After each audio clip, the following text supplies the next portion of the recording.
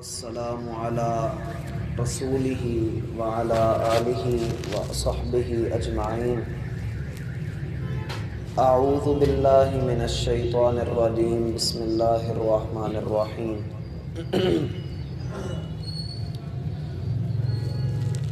حضرات ذی وقار،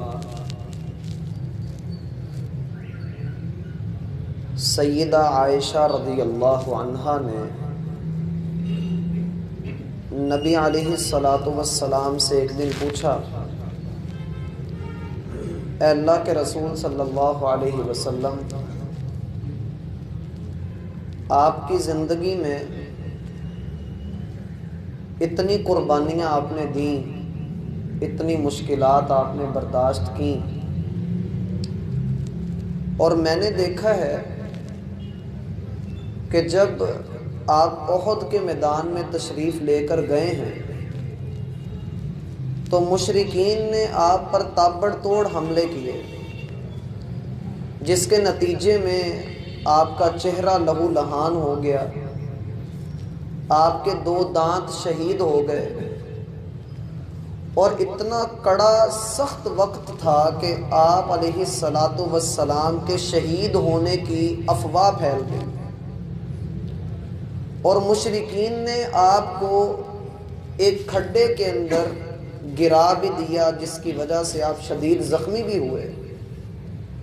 اے اللہ کے رسول صلی اللہ علیہ وسلم، یہ دن بڑا سخت دن تھا، کیا اس سے بڑھ کر بھی آپ کی زندگی میں کوئی سخت دن آیا ہے؟ مجھے تو یہی مشکل ترین دن لگتا ہے، لیکن اس سے بڑھ کر بھی کوئی مشکل دن تھا تو مجھے اس کے بارے میں بتائیے۔ رسول اللہ صلی اللہ علیہ وسلم نے جب ہماری ماں سیدہ ام المؤمنین عائشہ رضی اللہ عنہا کی یہ بات سنی تو آپ علیہ الصلاۃ والسلام نے فرمایا، عائشہ، احد کے دن سے بھی بڑھ کر سخت دن مجھ پر گزرا ہے۔ آپ اندازہ کیجئے کہ احد کے دن میں اللہ کے رسول صلی اللہ علیہ وسلم پر جو مصیبتیں آئی ہیں، جو مشکلات آئی ہیں، ان کا ہلکا سا ذکر میں نے آپ کے سامنے رکھا ہے، لیکن آقا علیہ الصلاۃ والسلام فرما رہے ہیں کہ اس سے بھی بڑھ کر میں نے مشکلات دیکھی ہیں، اور وہ اس سے بھی بڑھ کر مشکل ترین دن تھا۔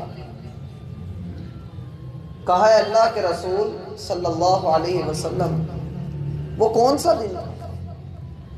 آپ علیہ الصلاۃ والسلام نے فرمایا، عائشہ، وہ دن تھا جب میں دعوت دینے کے لیے، اللہ کا پیغام پہنچانے کے لیے، اللہ کے دین کی سربلندی کے لیے مکہ سے پیدل نکل کر طائف کی طرف گیا۔ وہاں جا کر میں نے طائف کے 3 بڑے سرداروں کو اللہ کے دین کی دعوت دی، ان کو حق کی طرف بلایا، ان کے سامنے دین کا مزاج، مسلک، منہج، شریعت کو واضح کر کے رکھا، اور ان کو بتلایا کہ مردار کو چھوڑ کے اللہ کی حلال کردہ چیزیں کھاؤ۔ میں نے ان کو خبر دی کہ اللہ کی بندگی کیسے کی جاتی ہے، میں نے ان کو بتلایا کہ اسلام میں عورت کا مقام اور مرتبہ کیا ہے، میں نے ان کو یہ بھی بتایا کہ بتوں سے نہیں بلکہ اللہ ذوالجلال سے دعائیں کیا کرتے ہیں۔ لیکن ان لوگوں نے بجائے یہ کہ وہ میری بات کو تسلیم کرتے، بجائے یہ کہ وہ میری آؤ بھگت کرتے، میری مہمان نوازی کرتے، انہوں نے میری بات کو اپنے بندوں کے اندر پھیلا دیا اور کہا کہ یہ ایک شریر آدمی ہمارے درمیان آ گیا ہے، اس کو یہاں سے نکال دو۔ آپ علیہ الصلاۃ والسلام کے ساتھ آپ کے ایک آزاد کردہ غلام جن کا نام سیدنا زید بن حارثہ ہے، یہ وہ صحابی ہیں جن کا نام قرآن کریم کے اندر موجود ہے، زید بن حارثہ رضی اللہ عنہ، یہ بھی عمر میں چھوٹے تھے، یہ بھی اللہ کے رسول صلی اللہ علیہ وسلم کے ساتھ ہیں، دن کا وقت ہے، اور آپ جس رستے سے گزر کر واپس مکہ کی طرف جا رہے ہیں، میرا بھائی ذرا تصور کیجئے کہ رستے کے دونوں طرف لوگ کھڑے ہیں، ان کی زبانوں پر زہریلے تیر ہیں، وہ تانے دے رہے ہیں، گالیاں دے رہے ہیں، بکواسات کر رہے ہیں۔ وہ نہیں دیکھ رہے کہ سامنے جس کے بارے میں ہم اپنی زبانوں سے زہر اگل رہے ہیں وہ ہے کون، اس کا مقام اور مرتبہ کیا ہے۔ انہوں نے اس بات کی کوئی پرواہ نہیں کی اور نبی علیہ السلام کو اس قدر زج کر دیا، اس قدر تانے مارے، اس قدر آپ علیہ السلام کو بے عزت کرنے کی انہوں نے کوشش کی، لیکن قربان جائیے آقا علیہ السلام نے پلٹ کر ایک حرف بھی نہیں بولا۔ جب انہوں نے دیکھا کہ یہ تو اتنا برداشت کر گیا، اتنی باتیں سہ گیا، جب یہ ذہنی پریشانی نہیں لے رہا تو چلو ہم اس کو جسمانی تکلیف دیتے ہیں۔ انہوں نے زمین پر پڑے ہوئے پتھر اٹھائے، اور یہ پتھر عام پتھر نہیں ہوتے ہیں، طائف کا علاقہ سارا پتھریلا علاقہ ہے، پہاڑی علاقہ ہے۔ وہ پتھر اٹھائے اور ان سے آقا علیہ السلام کو مارنا شروع کر دیا۔ ہم صرف کہہ سکتے ہیں، بول سکتے ہیں، سن سکتے ہیں، راہ پہ جانے واہ پہ جانے۔ جس نے یہ برداشت کیا ہے نا، پتہ اسی کو ہے، جس کے اوپر گزری ہے علم اسی کو ہی ہے کہ میرے ساتھ ہوا کیا۔ دونوں طرف سے پتھر آ رہے ہیں، اور وہ کوئی ایسے نہیں تھے جو ایک منظم فوج کے انداز میں حملہ کریں، انہوں نے چاروں طرف سے گھیر کر اللہ کے رسول صلی اللہ علیہ وسلم پر حملہ کیا۔ اس قدر پتھر مارے، اس قدر پتھر مارے، سیدنا زید بن حارثہ، وہ ایک چھوٹا سا جوان، وہ کہتا ہے کہ میں آگے بڑھ کر اللہ کے رسول صلی اللہ علیہ وسلم کی حفاظت کرتا، جو پتھر آگے سے آتے میں ان کو لے لیتا، جو پیچھے سے آتے میں ان کو اپنے جسم پر برداشت کرتا کہ میرے محبوب کو تکلیف نہ پہنچے۔ اتنے پتھر مارے گئے، اتنے پتھر مارے گئے کہ سیدنا زید کہتے ہیں میں خود بے ہوش ہو کر گر پڑا۔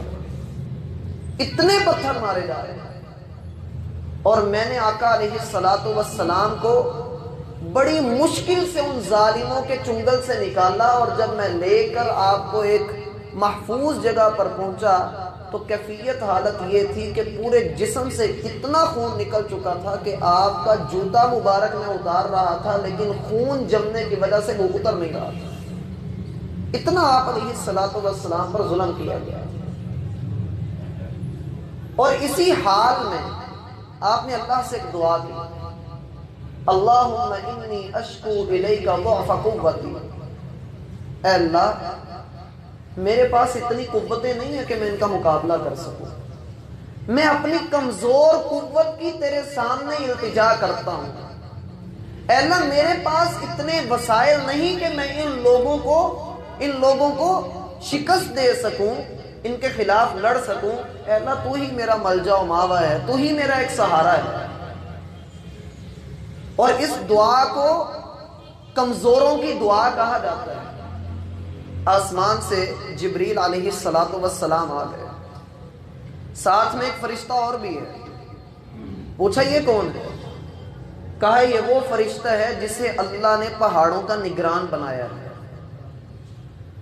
اور یہ طائف کی وادی دو پہاڑوں کے درمیان ہے، آپ اسے حکم کریں یہ طائف والوں کا نام و نشان مٹا کر رکھ دے گا، ان کو پیس کر رکھ دے گا۔ آقا علیہ السلام نے کیا فرمایا؟ چھوڑ دیجئے، رہنے دیجئے، کوئی بات نہیں۔ اللہم اغفر لقومی فإنہم لا یعلمون، میرے مولا میری امت کو معاف کر دینا، ان کو نہیں پتا کہ میں کون ہوں، ان کو نہیں پتا ہے، ان کو میرے مقام اور میرے مرتبے کا نہیں پتا۔ کئی سال گزرے، ایک دن ایک مجلس میں رسول اللہ صلی اللہ علیہ وسلم بیٹھے ہوئے تھے۔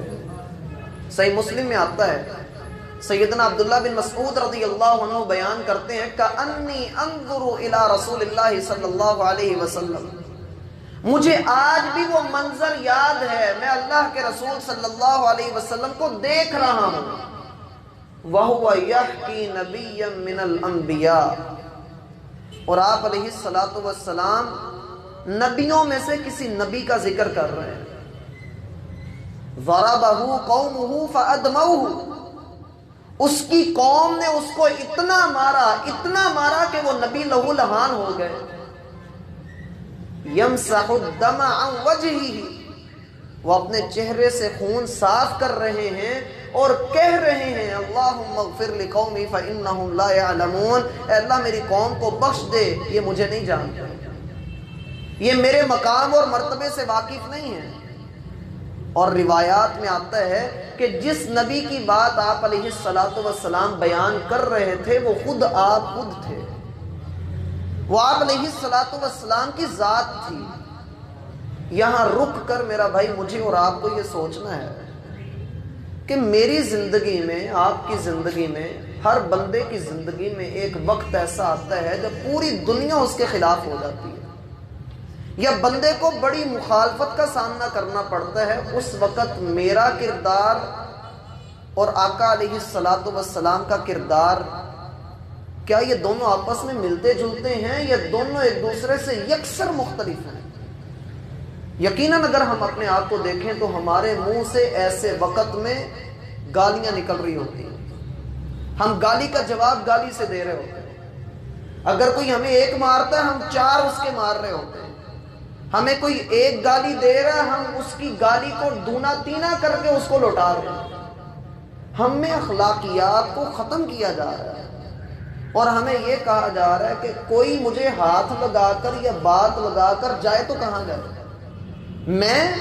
مجھ سے بہترین تو ہے ہی کوئی نہیں، میں سب سے بہترین ہوں. یہ یاد رکھیے گا، یہ سب سے بہترین کا نعرہ جو تھا یہ شیطان نے لگایا. انا خیر منہ خلقتنی من نار وخلقتہ من طین، میں آدم سے بہتر ہوں، تو نے مجھے آگ سے بنایا، اس کو تو نے مٹی سے بنایا، میں اس سے بہتر ہوں. صبر اختیار کر لیجیے. پھر دیکھیے کہ یہی طائف والے لوگ تھے، بنو ثقیف کا قبیلہ یہاں پر آباد تھا. وقت نے پلٹا کھایا، یہاں اسلام پہنچا، ان لوگوں نے اسلام قبول کیا. اور آپ کے علم میں ہونا چاہیے تاریخ اسلام کا عظیم جرنیل محمد بن قاسم اسی طائف کا تھا. اللہ کے رسول کی دعا اور اس دعا کی قبولیت، پھر وہ یہاں تک آیا اور اسلام کی دعوت یہاں پر پہنچی. یہ دعا جو اللہ کے رسول صلی اللہ علیہ وسلم نے کی تھی وہ آج ہمیں اور ہماری آنے والی نسلوں تک پہنچ رہی ہے. اور یہ کس چیز نے پہنچائی؟ اللہ کے رسول کے صبر نے. میرا بھائی خود بھی صبر کیجئے اور دوسروں کو بھی صبر کی تلقین کیجئے، کیونکہ اس سے بڑھ کر اللہ سبحانہ و تعالی نے کوئی خیر والی، اس سے بڑھ کر شے اور کوئی نہیں ہے. اسی لیے اللہ کے رسول کا فرمان ہے ما اعطی احد عطاء خیرا الا الصبر. اللہ کی عطاؤں میں، اللہ کی نعمتوں میں سب سے بڑھ کر جو عطا ہے وہ صبر ہے. جس کو صبر دے دیا گیا اس کو سمجھ لو کہ ساری خیر اور ساری خوشحالیاں اللہ نے اس کو عطا کر دی. اور اب السلام علی رسول